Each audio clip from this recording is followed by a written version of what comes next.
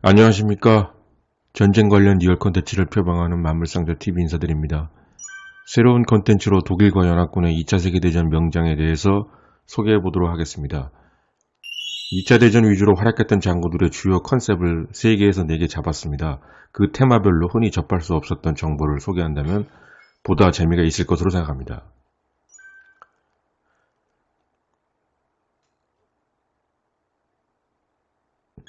전쟁 영웅 열전 1탄 독일의 에르빈 롬멜입니다. 테마 1. 창의적, 너무나 창의적인. 롬멜은 창의적이었습니다. 기발한 발상을 하는 인물이었습니다. 구태의연한 방식 답습을 하지 않았죠. 그 사례입니다. 세계 최초의 오픈카 퍼레이드는 롬멜의 아이디어. 1938년 9월 29일 영국 총리 체인벌린의 메넨협정. 체코의 동맹국이었던 영국이 독일에게 취한 정책은 미친 개에게 너 하고 싶은 거 다 해 라고 허락하는 일이었습니다. 체인벌린은 1차 대전이 끝난 지 20년밖에 지나지 않은 상태에서 또다시 전쟁을 치르는 게 겁이 났으며 이는 프랑스도 마찬가지였습니다. 체인벌린은 위에에서 어떤 사정이 있어도 대영 제국을 전쟁으로 끌어넣을 수는 없다. 무력 충돌은 악몽이다. 나는 영원 깊숙한 곳까지 평화 애호가다라고 외쳤다고 합니다. 또한 영국 국민들은 전쟁을 거부하는 체인벌린 총리에게 박수를 보냈습니다. 체인벌린은 연서로 독일 메넨으로 날아가 히틀러와 회담하여 대부분의 요구를 들어서 체코의 주대된 지역을 줘버립니다. 이로써 평화를 사는 데는 성공했습니다. 그러나 결국 히틀러는 약속을 어기고 1939년 3월에 체코슬로바키아 전 지역을 먹게 됩니다. 이때 히틀러는 체코 전체를 점령한 후 프라하 입성 쇼를 벌이고자 합니다. 이 당시 롬멜은 최고사령부 히틀러 경호대에 있었습니다. 히틀러는 롬멜에게 자문합니다. 독일 총통으로서 승리자로서 체코 프라하 첫 입성이다. 어떻게 입성하는 게 좋을까? 좋은 생각 있나? 롬멜은 답변합니다. 선전 효과를 내고 싶으시다면 오픈카를 타고 프라하로 들어가십시오. 국가원수 세계 최초의 오픈카 시내 퍼레이드는 이렇게 롬멜의 창의적인 아이디어로 시작되었습니다. 승리자로서의 히틀러 이미지를 독일과 다른 나라에 각인시키는 데 효과 만점이었으면 물론입니다. 히틀러가 프라하 입성을 하는 장면입니다.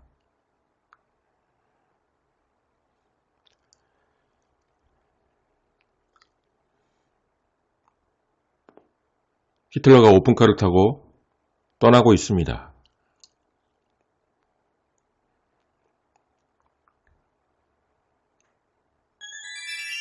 독일군 내 최초로 88mm 대공포를 대전차포로 사용했던 것이 롬멜입니다.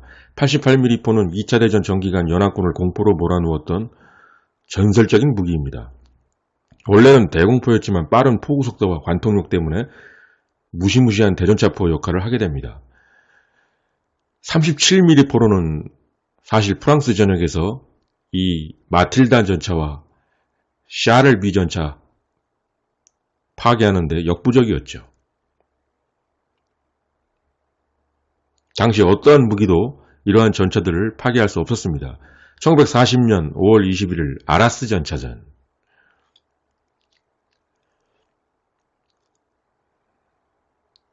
독일군이 갖고 있던 37mm 조그만 대전차포로는 어림도 없었죠. 그런데 롬멜이 이를 최초로 지상용으로 사용을 합니다. 지상 공격용으로 사용했고 그 이후 독일군의 가장 사랑하는 포가 됩니다.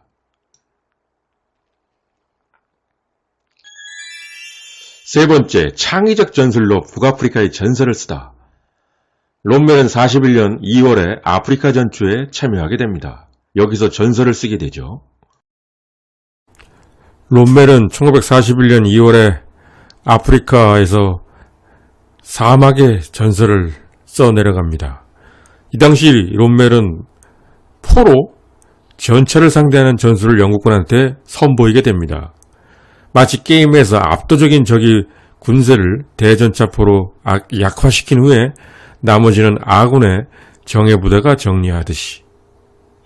롬멜은 먼저 이탈리아 전차와 독일 125 전차와 같은 싸구려 경전차로 영국군을 유인해 오게 됩니다. 영국군은 유인을 당해서 오게 되는데 이곳에는 잘 은폐된 88mm 포가 숨겨져 있었습니다. 롬멜은 잘 은폐된 88mm 포를 사용해서 원샷 원킬로 수적으로 많은 영국군 전차를 박살내게 됩니다.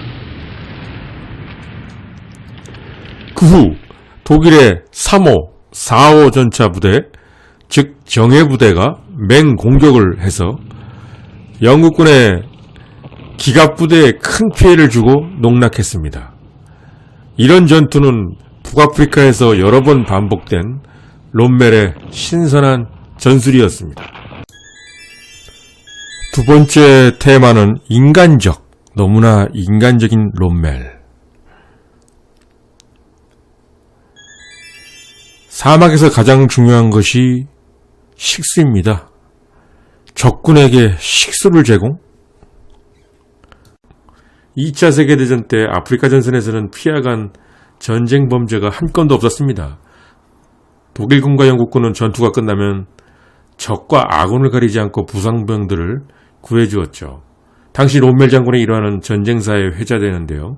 그는 전투의 승리만큼 신사도를 지키는 것도 중요하다고 생각했으며 이를 몸소 실천한 장군이었습니다.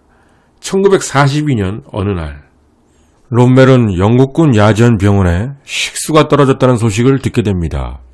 롬멜은 식수차에 백기를 꽂아 물을 공급했고 영국군과 몽고메리는 이에 감동하였습니다. 그래서 영국군에서도 그 보답으로 위스키 양주를 롬멜 장군에게 보내주었다고 합니다. 이것들은 모두 실화입니다. 롬멜의 부인도 이 소식을 듣고 남편인 롬멜에게 편지를 보냅니다. 적군에게까지 기꺼이 식수를 보내시다니 그들도 누군가의 아들이겠지요? 당신이 자랑스럽고 존경스러워요. 라는 편지를 보냅니다.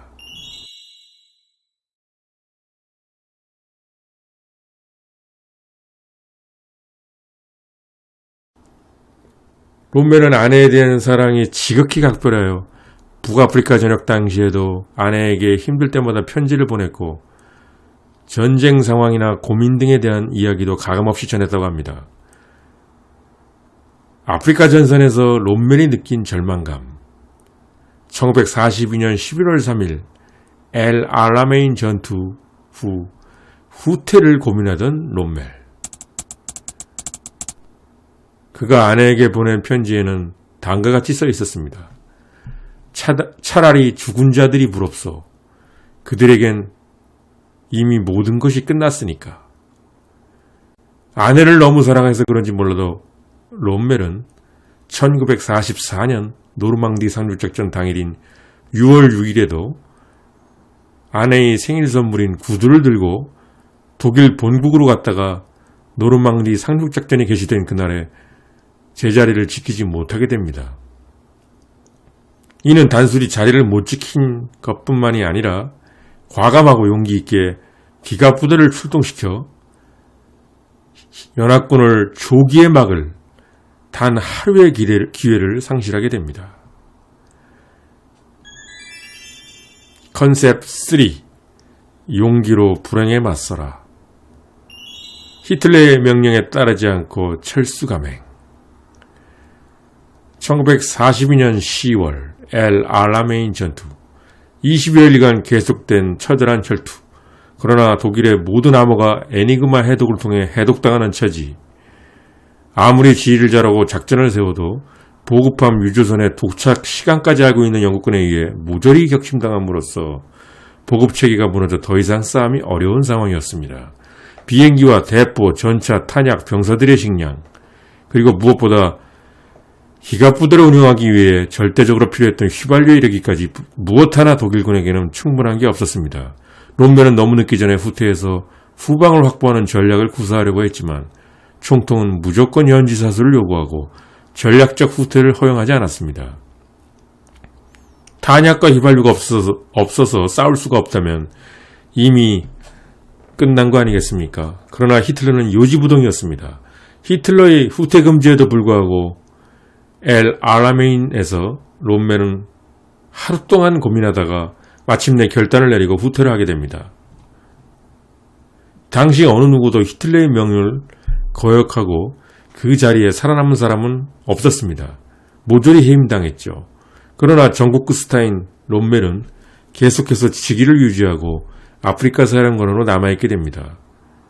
롬멜은 그 누구보다도 현실적인 인물이었습니다. 현실을 직시하는 인물이었던 것이죠.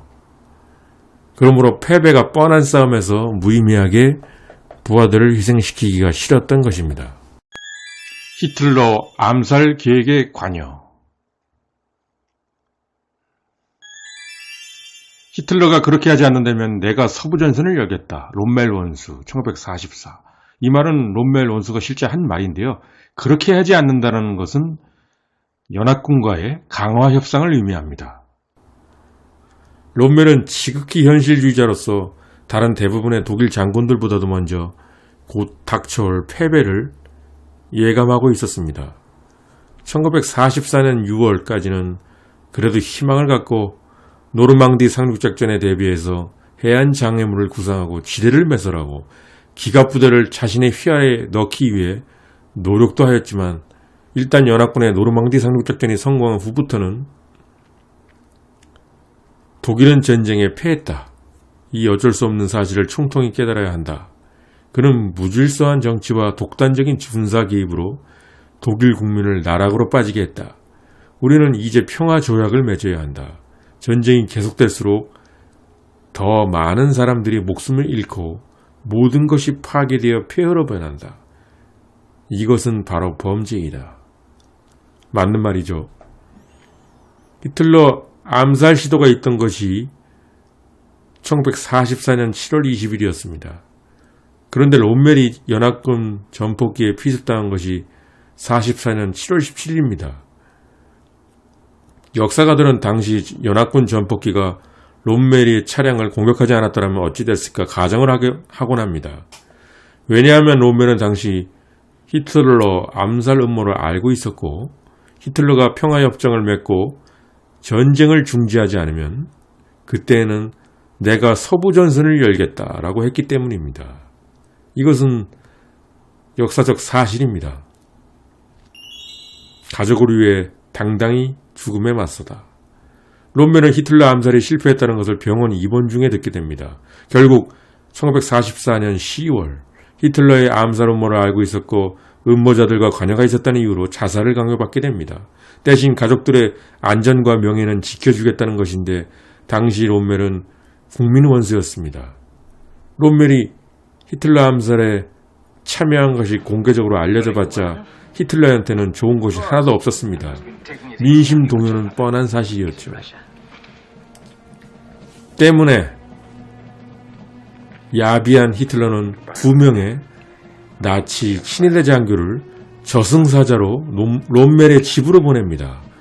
이때 놀라운 사실은 롬멜 자택에 인근 고속도로까지 차단하고 장갑차로 집까지 포위했다고 합니다. 롬멜은 가족에게 마지막 인사를 하고 저승사자들과 차에 탑승합니다. 이 마지막 인사를 하는 장면이 정말 너무 안타까운데요. 가족이나 롬멜이나 마지막이라고 하는 사실을 이미 알고 헤어진 것입니다. 그리고 차 안에서 바로 독약 자살 강요를 받고 세상을 떠납니다. 롬멜은 자신이 늘 했던 말, 불운하다면 그 불운에 용기로 맞서라라는 자신의 말을 그대로 실천했습니다. 재밌게 드셨습니까? 여러분들의 많은 구독, 관심, 댓글 부탁드리겠습니다. 여러분들의 평가나 조언 부탁드립니다. 감사합니다.